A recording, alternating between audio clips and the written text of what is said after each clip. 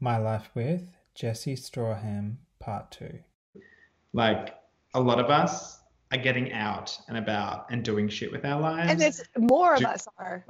and do need that accessible way. And like you're saying, we're a growing population. The disabled community is growing. The percentages are getting higher and higher. So I think it's like some poop shame that non-disabled people have or some shit. Because I'm like, I don't understand why you keep using this. And it's like, you'll do it. Just get over it and let me use my fucking toilet. Right. Like, let me not piss myself. That would be cool. So Okay. Yeah. they can get over it. I'm not pissing myself for your convenience. No, I refuse. And I think there's the two things that we struggle with are parking and restrooms. I think that is our two, every wheelchair user across the board, regardless of your disability, those are the two things that we struggle with the Yeah. most when we go out in public. Um, Yeah. I mean, because other than stairs. yeah, other than like things not being accessible, which, in this day and age, especially I live in a new city. Charlotte's relatively new. And so for the most part, the city is very, very accessible. But like if you go to New York City, it's the most inaccessible city I've ever been to. Between Yeah. the subways, the elevators are always down. So like you could go to this one, but there's a good chance the elevator might be down and the app doesn't tell you that it like they missed that one's down. So then you have to Yeah. take this crazy route and so it's like accessibility really could change. And should. Absolutely should. A recent positive. Oh, in the last month and a half, I've been getting really encouraging messages every single day on Instagram, TikTok, Facebook. But I got one from this woman. She's been in the chair 38 years. And she found my Instagram and she's like, you helped me with my confidence and made me realize that I could wear what I want, I can look how I want, and I can be as sexy as I want to be. And so I wore this outfit for my husband, and he was completely shocked. And I just want to say thank you for inspiring me. 38 years in the chair. And she looked amazing. She was gorgeous. And I'm just like, why didn't you own that? Like, you are beautiful, girl. And That's I can't, that's why I do it. the next thing I wanted to talk about was dating and sex. I guess in terms of your experience with dating, how do I you find like the community in general in terms of like shitty questions or even just, like positive and funny and negative experiences? Just go, tell us. I haven't really been in any long-term relationships except for one since being injured. So my first relationship out of the hospital was actually with another wheelchair user who had only been injured 3 months himself. And so that didn't work out because we were just both trying to find ourselves. And long term, it would have never worked out because we were so different. And then I dated around for a little bit. And then I went actually a year celibate, no dating, anything. And that was very empowering. And then I got into a year-long relationship with a nurse. And so he obviously gets it. And there was never a learning curve, anything like that. Like he just understood from the beginning. That didn't work out because our personalities are very, very different. And then I tried to date this other wheelchair user, and that didn't work out. I Now I'm gonna get a little promiscuous. A couple weeks ago, I hooked up with somebody, and that was a good time. So this dude, he races Supercross, and like I always am upfront. I'm like, hey, if we have sex and I get off hard, like I'm gonna pee on you. That typically is what happens. Yeah. And so like we hooked up. I didn't pee on him, but it was good because I've had a little bit of sensation return, which has been nice. Yeah. Um, but we fell asleep, and then like I woke up a couple hours later. And I was like, "Yo, I need to put my pull up back on because if I pee, I'm not trying to pee in your bed."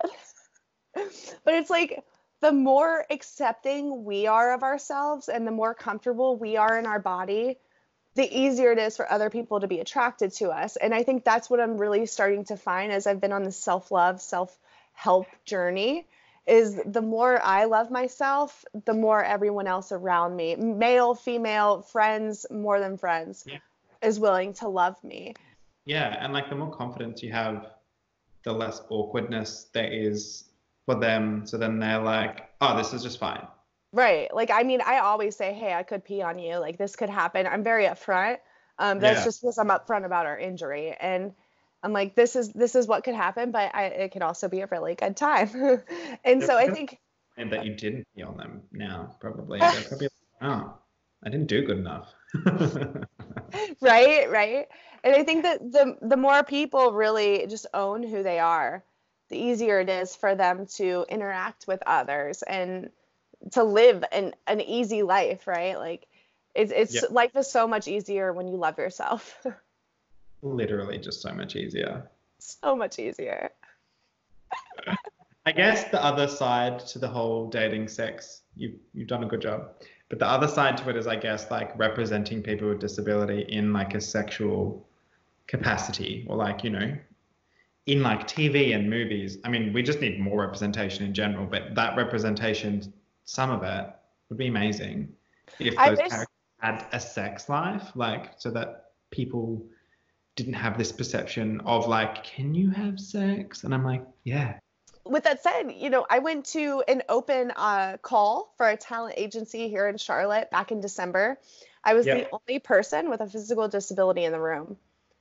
Yeah. And Literally, I would say hands down, probably 99.95% of the jobs that I've ever gone to or castings that I've ever gone to, I am the only person with a visible physical disability that has attended.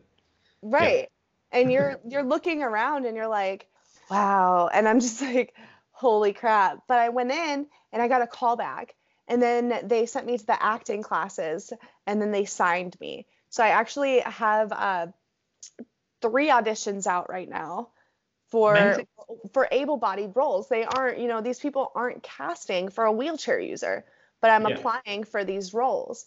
Yeah, And good.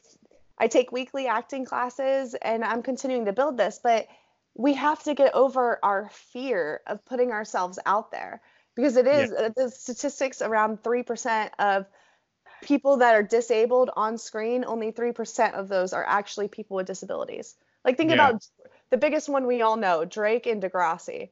Like Yeah. Drake clearly is not a paraplegic. No, very clearly he is not. And it's like why not use the people that live this life? And I think it comes down to these casting directors, these film agencies, whoever puts the set on, they don't want to accommodate people with disabilities. They don't want to deal with our bladder issues. But why not raise awareness to that? Why not give a job to the people that you're portraying? Like you I are feel like portraying this community.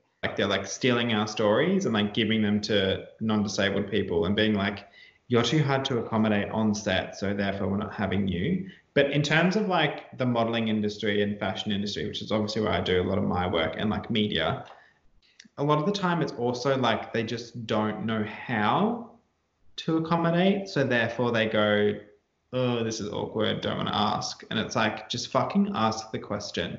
Like, if that's the reason why you're not accommodating, Right. please ask the question, because I would much rather you ask the question and I go, this is what I need. And you go, oh, I'm really sorry, we can't give you that. And I'm like, well, at least you asked me. And now we know. And now you know moving forward, if you actually want to accommodate, what you need. Whereas if you're constantly just like, this is awkward, I won't ask. And then the next time you're like, oh, this is awkward again, I'm not going to ask. And we'll just use a non-disabled person, or we'll change the concept or whatever.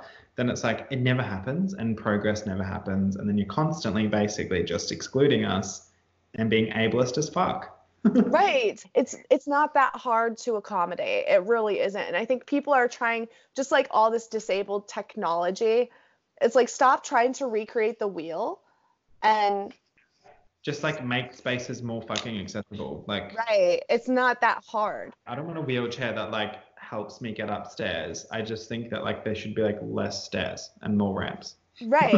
All right, thank you so much, everyone, for following along with this interview. I have learnt and loved this so much. Jesi is just so full of energy.